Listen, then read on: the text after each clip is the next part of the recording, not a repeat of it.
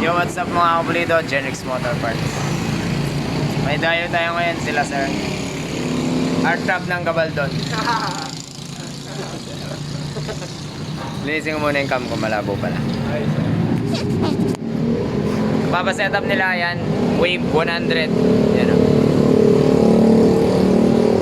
Medyo komplikado pero intro muna, simulan na natin to. Sorry, it's DJ.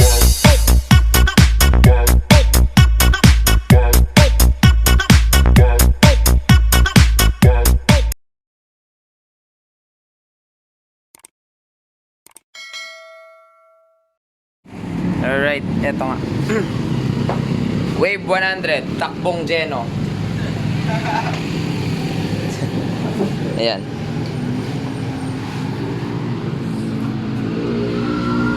So setup is 56mm.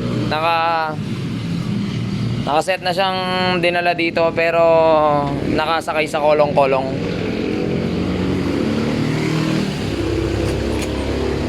Kasi hindi na siya gumagana. Ito yung block niya. Papa-junk shop ko na lang. May kamot 56 din. Tapos ang kanyang sigunyal nakapinto. Ito. Yan, naka-grinder. Yan, pinto. Kaya hindi na siya tumatakbo dahil naputol ang kanyang sigunyal. Ayan. Natolpo. Yan. So talaga hindi siya tatakbo. Tas napakaingay daw. So bakit maingay? Doon sa kanyang pina-junk shop. Papa-junk shop ko na kasi mga pyesa niya. Yung gumamit sila ng 6.8 na cam pero hindi sila nag-valve spring. Ito yung dati niyang head. Ito yung mga dati ng pyesa. May sandwich bread. Yan, stock valve spring ang gamit. So syempre pag di tayo nag-valve spring sa mataas na lip ng cam, makakamot ang ating camshaft. Sana ba? Hanapin ko nga muna. Kagulo na yung mga gamit nila ito isa rin to. Ayan. Wasak. Nakahinang.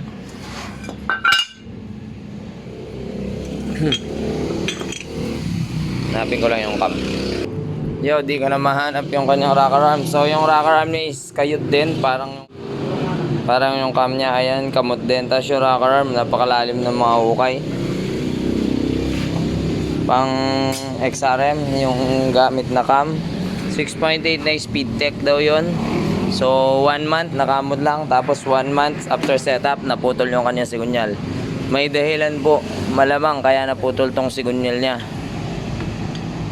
Hindi ako maniniwalang sa lakas ng makina mapuputol to. So pag open po ng kanyang makina wala pong dowel sa center. Dalawang dowel ay wala. So yung dowel po sa may makina is napaka-importante para maging aligned ang lahat ng pyesa natin sa loob.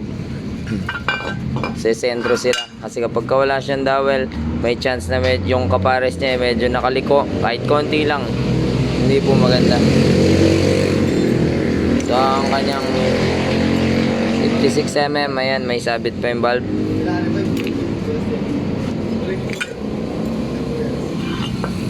So ayan, daming debris sa loob.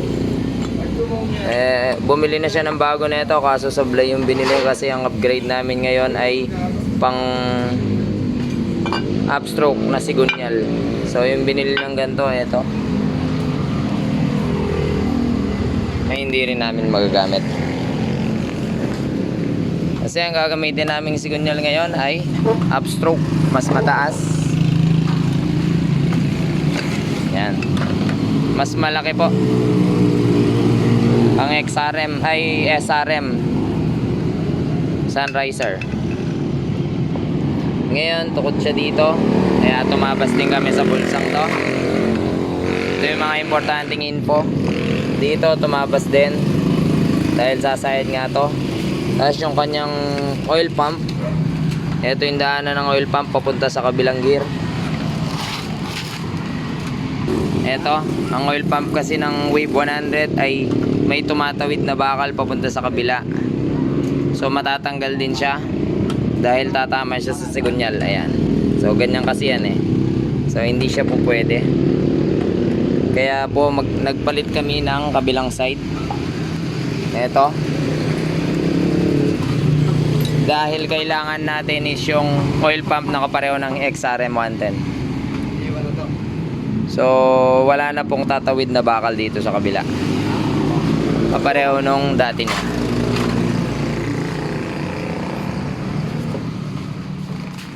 Ito. Yan kasi yan eh. Ganyan yan eh. Yan. So hindi siya pwede.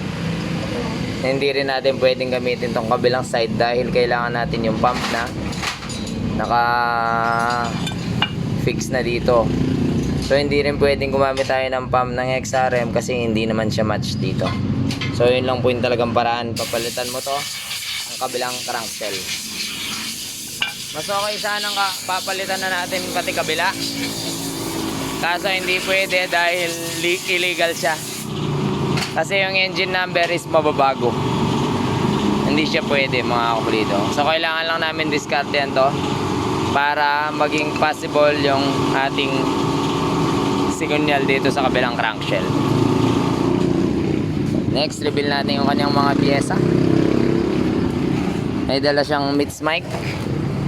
Okay, ito muna palang sigunyal. Medyo sablay. Iba pala yung dala niya sigunyal. So bumili pa kami ng isang sigunyal second hand. Dahil itong sigunyal na to ay iba.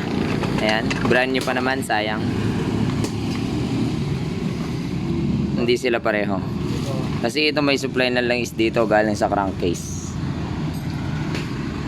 So tagilid dito. Set aside. Dala siyang pipe. Bala ka dyan.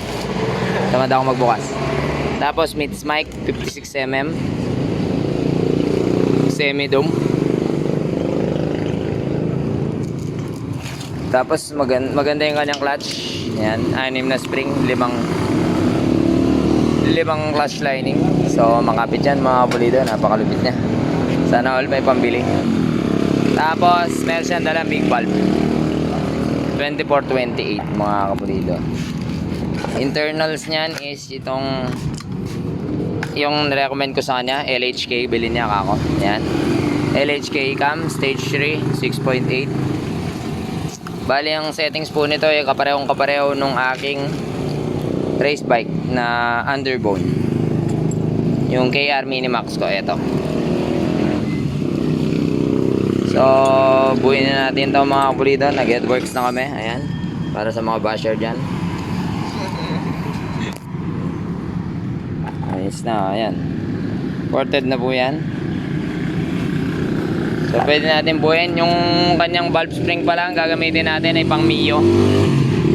So lalagyan ko siya ng valve spring pang Mio para hindi sila 5 turns 2.8. Para kahit mataas po yung cam, hindi po magkakayot. Kasi hindi nyo masasagad to compare sa stock valve spring. Dahil ito kapag sumagad na ganyan, hindi na makakaikot yung cam. So ang mangyayari is pipilitin lang ng timing chain na ikotin yung cam. Mahuhukay lang na mahukay mga kapulido. Malamang ganun yung nangyari sa kanya. So pinakita ko naman sa kanya kahapon, yun nga, nakita niya hindi ikot ang cam kapag ka-stack yung valve spring sa 6.8. So palit tayo ng 2.8 na 5 turns. Saan yung gagamitin natin? Tapos yung valve lock, valve retainer, pang Mio rin ang gagamitin natin. Tapos tatabasan siya.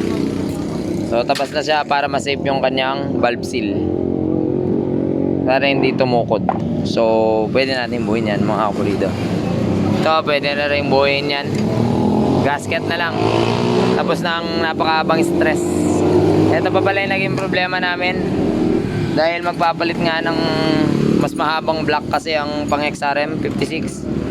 Nabitin ang kanyang mga studs. So, kinat ko yung mga studs na iba, dinugtungan ko na mas mahaba. No choice, ladies choice. Yun. Buuin ko lang to, tapos sarado na rin natin. Alright, update. Yan, nailagay na.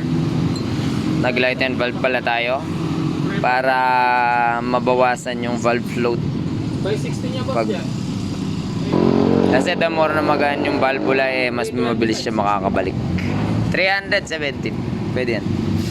So, pwede natin ilagay ang kanyang racing cam.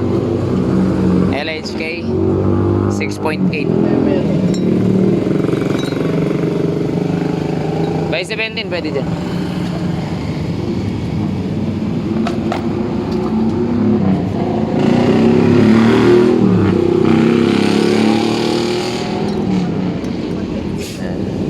Kailangan daw sila ganito. Yun. Yung tips lang. Mio, Wave 125, XRM. At saka yung iba pang pwedeng ikutin yung cam. Bago nyo po isarado, ikutin nyo yung cam. Tips lang sa mga may kailangan. Sa mga magagaling pas. Ikutin nyo po yan. Kapag po yan bumara sa kamay nyo pa lang, ibig sabihin may tukod sa loob. Ikutin nyo. Pag stock yung valve spring niyan, sigurado babara yan. Hindi mo siya maiikot na ganyan. Hindi mo siya maiikot, babara lang. Pero kung nilagay mo yan na hindi mo naman pala umikot, tumutukod pala, yung timing chain na yung bahalang mag-iikot dyan, kahit tukod pa yan, iikutin niya. Kaya nagiging malagitik yung ibang karga. So hindi porke gumana siya, yun na yun. Maingay dahil sa cam, hindi lahat. Alright, update mga kapulido. Sa kanyang timing chain pala, magpapalit tayo ng mas mahaba. Dahil ang block ng XRM mas matangkad. So, 90 links mga kapulido. Ang stock kasi ng web is 88 lang.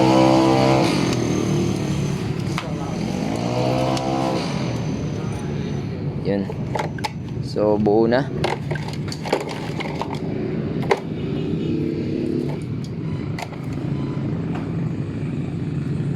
Yan. Ito lang yung problema, oh. Dala na nila to, ganito na eh. Yan, oh. Yan. Ang lala ng pagtanggal ng dating gasket. Lalalim.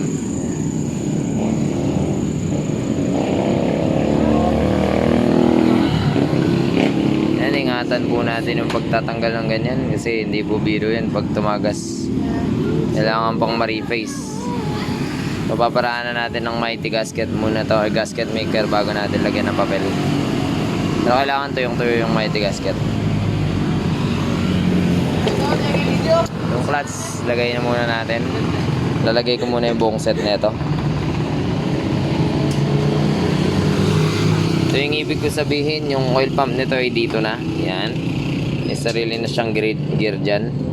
So, hindi na siya didepende dun sa gear na tumatakbo sa pakabila.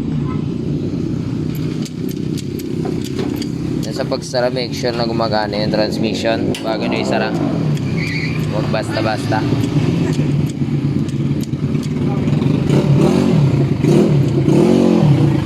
Ingay mo, Otep. Tapos na yung bagong taon, Otep. Ganda ng minor, ah. Lubit talaga ni Otep Works. Oo. Ano, ulit, Otep. Ulit nga, ulit. Yung ginawa mo. Amoy mo yung butsa, ulit ka na. Siyempre, di ba inamoy mo nga kanina? Yan.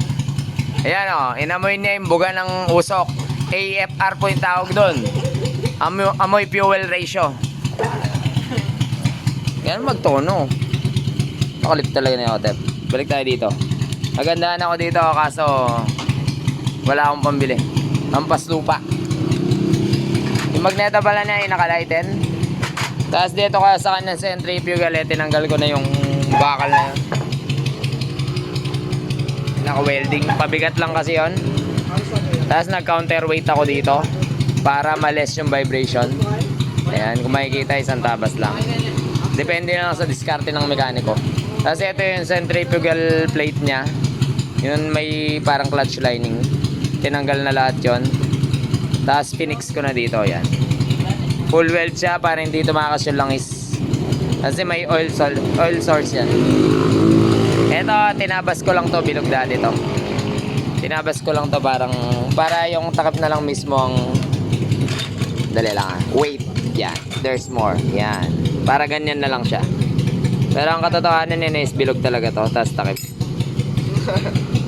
Partida walang pang kopya kahapon, kuha no? Oh. Mano-mano cut. So yun. Kasi bali ganyan na yan.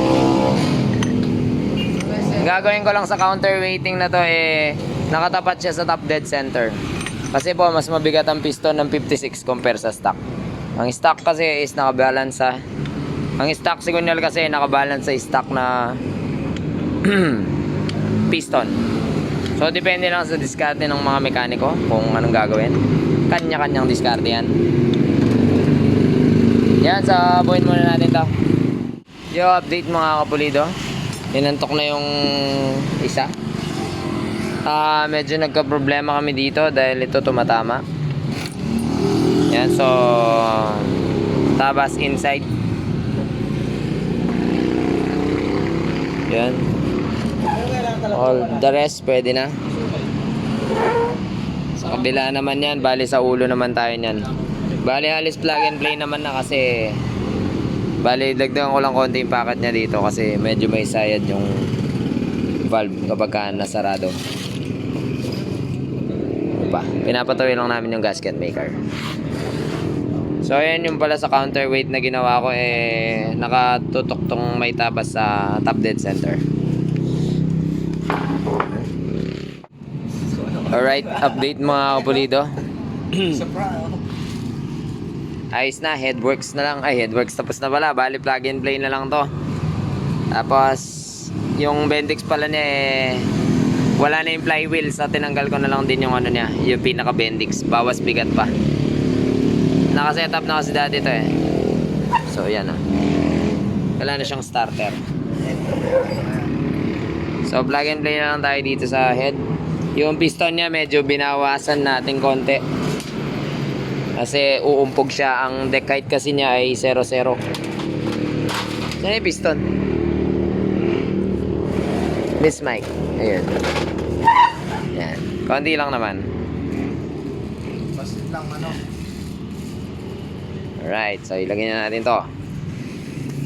Oh, diba? Nalagay na nga. Itong piston, lagyan muna natin ng langis yan. Siyempre, dapat siguradong nakalagay yung mga lock So itong mid mic, lagyan na rin naman ng langis yan sa loob. Ilagay na natin yan. Hoop! O, diba? Pasok na. Magic. So, head gasket naman, kunin ko muna. Ito. Dowel muna pala, lagyan mo ng dowel. Sana ba yung mga dowel niya? Wala pala yata lahat dowel to Ito, may isang dowel din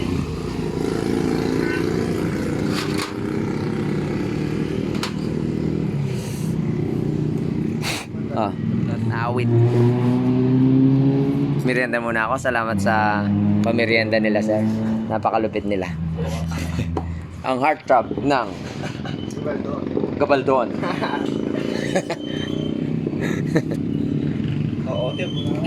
Lagay na nga natin. Lagay na nga natin to. Maya na tayo magmerienda. Dowel din pala para dito. Wala rin yung sa'yo. Wala rin dowel yung cam mo. Di ba kanina? Kahapon.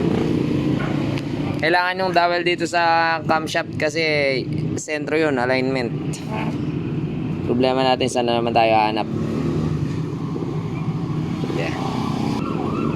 Alright. Ayun. Meron na siyang dowel. So guide po yan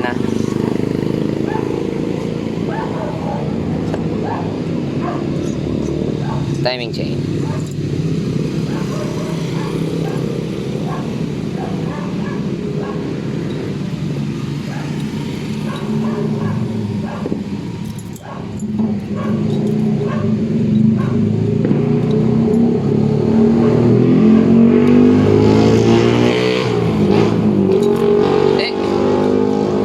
Alright. So pwede na natin takpan yan. Package nga pala yung nabili niyang head. Kompleto yung mga takip. Ayan, oh. Yung mga gasket na rin. Ito yung mga dating valve seat. Ay, valve retainer. Tappet cover pala na kakaiba. Hindi na siya tulad ng ano. Aftermarket kasi to. Na big valves. Yan, sasara natin yan. Yung update mga kapotato, lalagyan na namin ng langis. So dito pala medyo alanganin yung stud. Wala silang washer pala nung binuksan. So naglagay na lang ako washer di 12. Sa kanyang valve clearance ay 8.8. Lagyan muna natin ang langis. Nagka-problema lang dun sa may tensioner. Medyo may kinostomize ako doon para dumiin pa yung konti yung tensioner. May ginrind ako dun sa arm niya. Tapos ang clearance niya sa valve packet approximately 2.5 mm. Malalim yung packet eh. Tapos namamanga sila sir sa mga gamit kong to. Na sir? Nagulat sila, wala daw gumagamit sa kanila nito. Tapos nakita nila to, ano ba to daw? Ano daw po itong mga to? Ano daw to? Hindi nila alam. Wala daw palang gumagamit daw sa kanila nan. Tapos ito, wala rin daw gumagamit ng ganito. I don't know my friend. Ito ba yung filler gauge? Kasi ito yung pang-valve clearance na special tool. Kasi ito caliper. Nung nakita nila ako, ginagamit ko yung mga wala daw sila nakita gumamit ng ganun. Kanyang timing is stock lang din. Stock timing gear. Maya mapapastart na natin to. Pero talagang matrabaho ang wave pag full setup.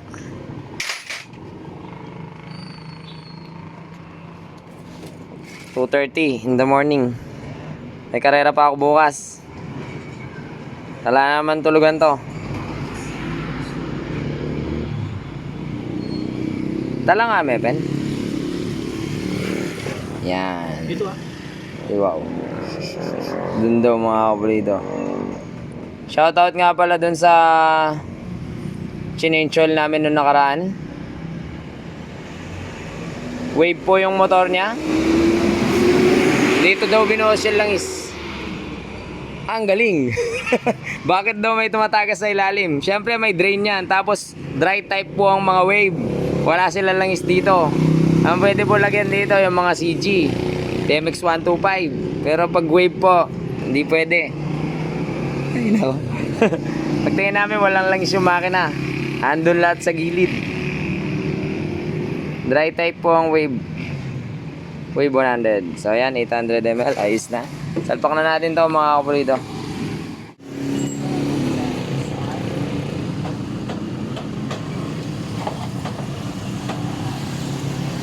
Let's ball kill.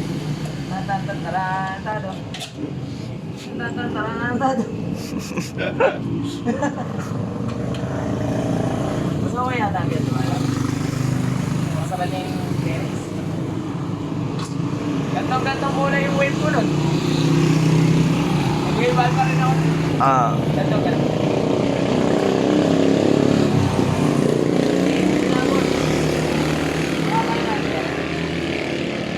Ay, bali ako ito.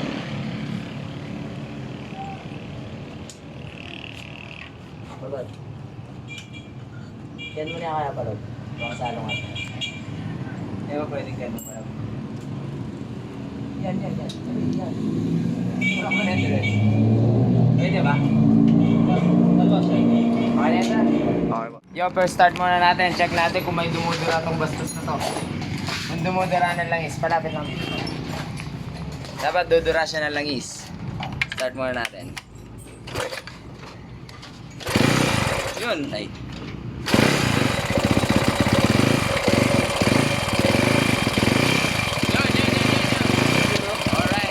Alright. Carp. Ayos, lumudura na ang bastos. Pwede na natin takpan. Tahimik ka.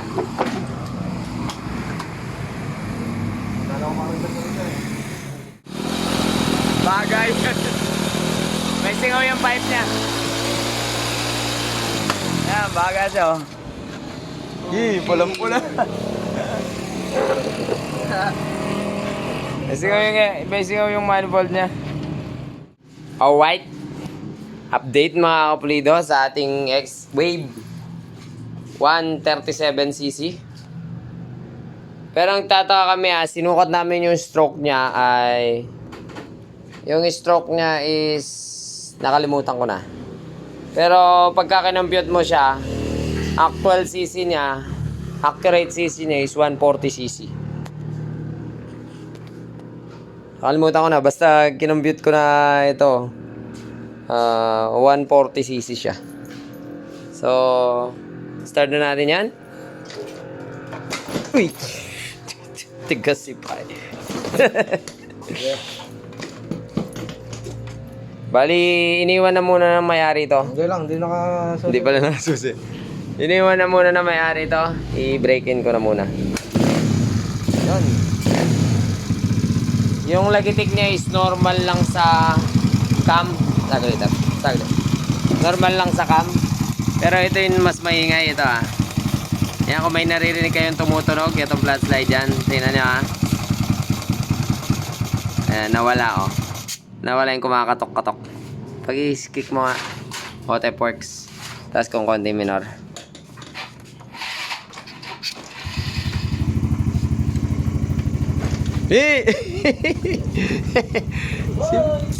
Sipahin mo kasi. Ay, binaril ako ng carb. Ayun. Yan. Yan, parang may tumutunog. Ito yun. Yan Yan. Sakit flat slide po yan mga kapulido. Yan ingay. So, dito lang to, ini-start lang. Tapos kanina, inuwi ko siya. Ano niya? Grabe yan, Gar.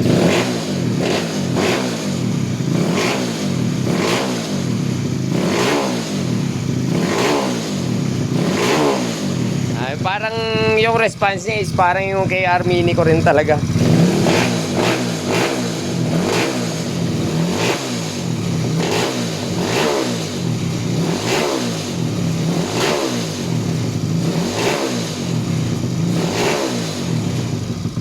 So siguro hindi na natin maro-road test to kasi marami pa akong kailangan i-vlog mga kapulido. At hindi rin naman ma-under yung speed meter nito dahil wala naman siyang kable.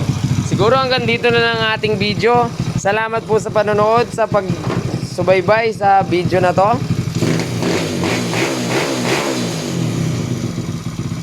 Yon, bali 140cc setup, Wave Alpha 100. Syempre.